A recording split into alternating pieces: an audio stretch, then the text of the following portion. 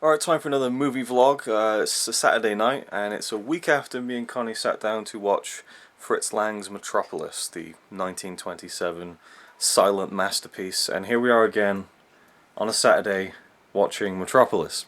But it's not the original, it's the anime. I was going to say version. It's not a version. I thought that it might have been, seeing some of the imagery from this film, which is very kind of futuristic city oriented, but apparently it's not. It kind of has kind of a visual similarity in that it's set in this huge futuristic city, but I don't know too much about it apart from that. I just read that it's based on a manga, which wasn't really like that influenced by the original film from 1927, but the author of the manga had seen a frame of it or something. I don't know. Either way, it's supposed to be an anime classic. The thing that really draws me to this film is James Cameron's comments on it. He said something like, "This film has images that will stay with you forever," and I kind of trust the judgment of James Cameron. So, looking forward to checking it out. Connie has agreed to watch the beginning of it, and she might check out if she doesn't enjoy it in the beginning, which is fine. What year is it from? It's from 2001, and this is the new Blu-ray release. I think this is the first time it's been released on Blu-ray in the UK, so I was waiting for it to come out on Blu-ray before I checked it out, so I'm glad that I waited. Let's just dive into it. I've got my standard beef taco dinner ready with a nice glass of Coke. Looking forward to checking this out finally. Alright, you've seen it all before, but here it is. Got my Coke, got everything ready. Connie has a couple of snacks, some crisps and chocolate. She added dinner earlier. This is probably one of the 3 times ever that we've both been home on the same night and not eaten dinner together. But it just didn't work out that way tonight. So, here we go. Metropolis. I love that menu. It's really cool. Just based on the images I've seen from this, just screenshots, it looks incredible. So I'm looking forward to seeing it in motion. I think it's kind of got a mix of CGI as well as hand-drawn as well. So hopefully that's not too, but we'll see. Here we go. Alright, done with Metropolis. I really liked it a lot. In fact, I'd say I probably loved it, actually. A lot of similarities to the original Metropolis. Again, it's not quite like an animated version of it or a remake of it. It just has similar story elements. It's about this big city, this metropolis, this futuristic vision of a future city, and it has the kind of the class system, the rich people up top and the low poor people down at the bottom. Oh, that's a nice little touch at the end. Oh, I like that. There's a little bit after the credits. That was a cool little ending. Right, so yeah, and you have this kind of power struggle, like this guy who kind of is at the head of this big tower. Again, the Tower of Babel, the biblical story, Tower of Babylon, all that kind of stuff, which is alluded to in the original Metropolis, and in this one that's kind of touched on too. There's this huge tower that's kind of seen as this pinnacle of achievement of mankind, and there's a guy who's kind of pushing that to the forefront, and he wants to have this robot girl created to be the ruler of the city, and kind of it's a really cool little twist on kind of an element from the original Metropolis, where we have a robot being made in the likeness of a woman, and there being more reasons to it beyond just the doing of it. And also robots play into this film a lot, because the people who work down in the underground of the city, a lot of them are robots. But there are kind of sectors of society who don't agree with the robots, and if robots step out of line, they get destroyed. And there's this.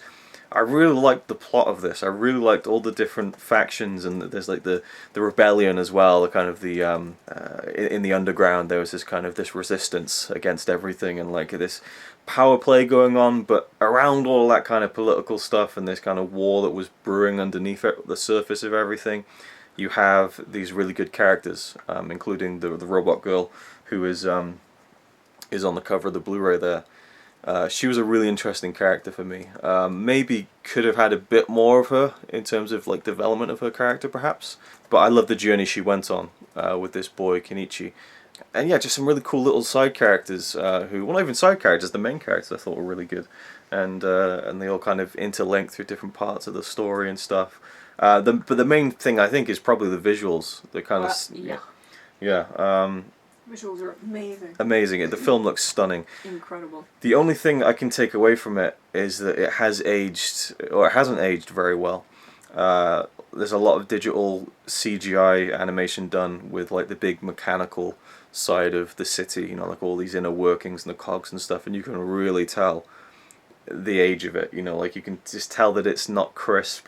Well, not crisp, but it's not the texturing isn't there yet. Like it seems like a really good cutscene in a PlayStation game. You know, it doesn't hold up. What do you want it to look like? You want it to look realistic.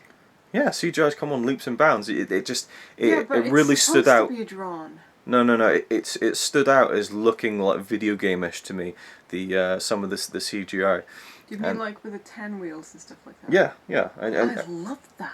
yeah, it looked great. Don't get me wrong, but there was one bit where they had a CGI mechanical element and they had it out of focus, and it looked quite bad. I think. Yeah, that one was weird, but most of it was. So the CGI hasn't aged well, but it goes along with the film, and the hand-drawn animation is stunning. Like, I just love the look of this city, all the aspects of it, particularly when they go deep into the underground, and you got all these little kind of dirty, grimy alleys and side bars, and it felt to me like a mix between the original Metropolis and also the stylistic influences of films like Blade Runner. It had a lot of that to do with it, especially there's like a detective in the film as well, and there's a robot detective who I loved his character in the film. It's a shame there wasn't more of him, I thought. And when they go to meet him, it almost looks like a scene from Blade Runner, the little office and stuff. The music is interesting. It has a very kind of throwback feel to it, and I liked that style. 40s music is what you... Yeah, it's like jazzy kind of, jazzy blues and old sounding music put on this futuristic landscape. I really like the feel of that, you know, and a lot of the architecture of the city is kind of, again, going to that kind of Art Deco thing that Metropolis, the original Metropolis film, really made popular. I want to say something about the music. The music, right. Throughout most of the movie, I really liked the feel of it. Yeah. Especially the radio scene. Yeah. That was really, really good, and I enjoyed the genre of the music right there. Sure. But the ending, I did not like the music. Right, so yeah, the old style music plays an integral part in the finale of the film, which...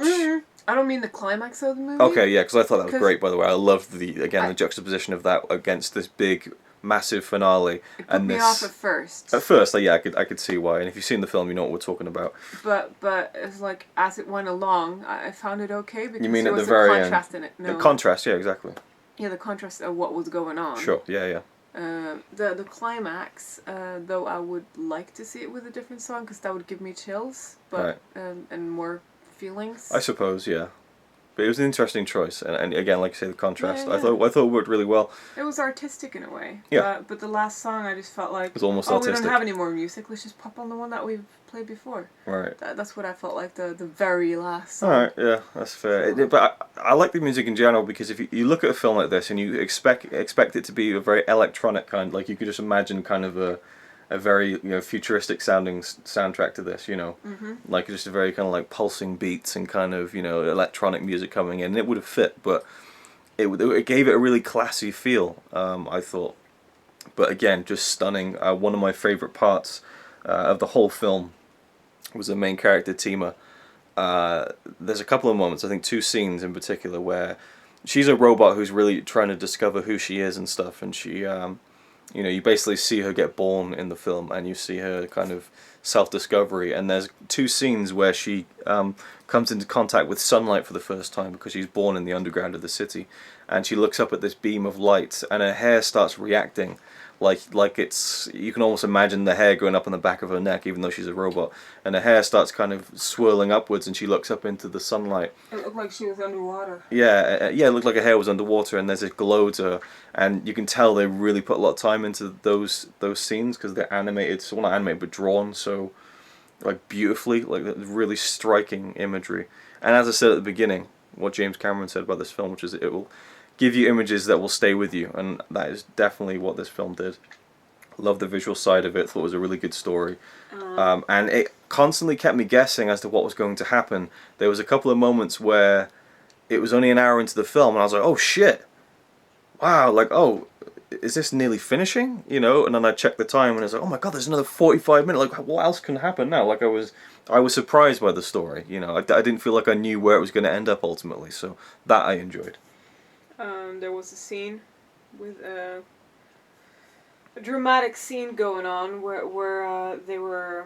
the camera was going around the main character in a way. Yeah. Because one of the characters was walking around the Great kind of cinematography. Yes, and then you see the background, it kind of makes you dizzy, and so that plays out really well, and it was just every frame of painting, that's what I gotta say.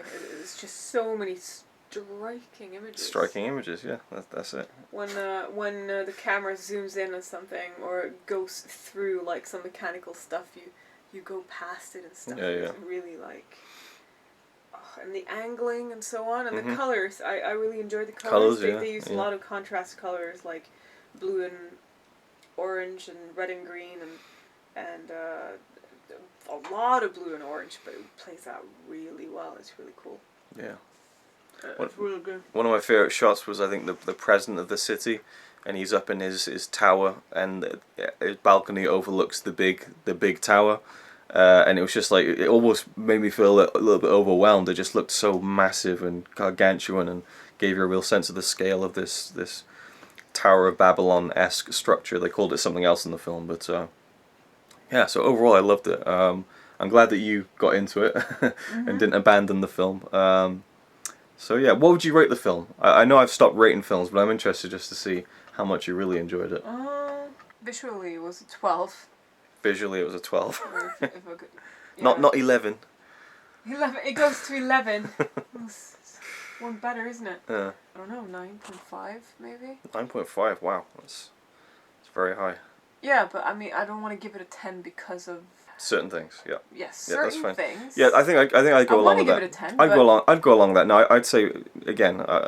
I've been enjoying not rating films recently, but it wouldn't be a 10 for me, but it's pretty close. Yeah. You know, I feel like that's how I feel. I feel like I would like to have seen more of the characters that I enjoyed a lot, and yeah, there was some sort of element that didn't push it all the way to the top, but it was still just incredible. And you know, Studio Ghibli, you know, that's to me is always going to be the gold standard of anime. But I've been watching more non-Studio Ghibli films recently, and been finding a lot of films that are great. But I haven't really found one yet that's quite reached the pinnacle of those films, which I feel are just so, like, 10 out of 10 enjoyable across the board. But this one is really, really close. And I loved how everything, the city and everything, it looks great, and, you know, it looks all futuristic. The characters were kind of cartoony, you know, and again, anime-esque. But I like that contrast again. This kind of very kind of realistic looking imagery. And I like the robots. They're very fun, different kind of... there was a really cool robot character who was very sweet. I think we both liked that character a lot, even though it's a very small character. So yes, overall, fantastic film. I'm really glad that I got the Eureka Steelbook, and I'll be looking forward to checking in with special features and stuff. Definitely a film to get on Blu-ray, I think, and really appreciate all the, you know, the full visual feast that the film provides you with. So yeah. Really, really enjoyed it. Definitely recommend you checking it out, and thanks for watching. It's alright by me. Apart from the fact he throws cans of Carlin into a tree. Yeah, he's really cool. Yeah, he's really cool.